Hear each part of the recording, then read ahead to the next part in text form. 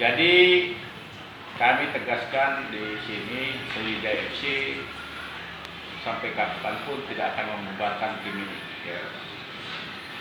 Karena SFC selalu siaga untuk bertanding kapanpun, bulan berapapun kita harus siaga.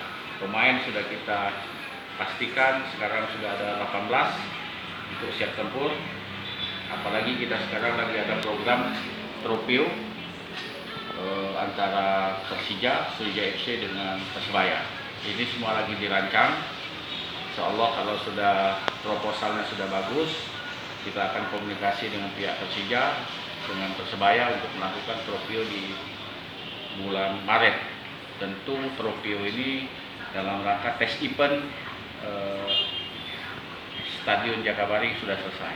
Jadi sistem pertandingannya itu adalah tropeo 45 menit, artinya sekitar jam 4 kita mulai, artinya kita akan melihat lampu di Stadion Jakabaring itu sesuai nggak dengan standar FIFA.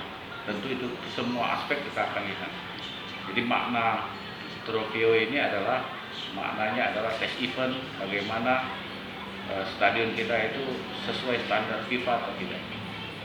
Dan saya tegaskan, Sriwijaya FC tidak bubar dalam hal ini, siap untuk bertanding kapanpun Liga. Karena kita ada target yaitu juara Liga 2 dan lolos ke Liga 1 tahun 2021.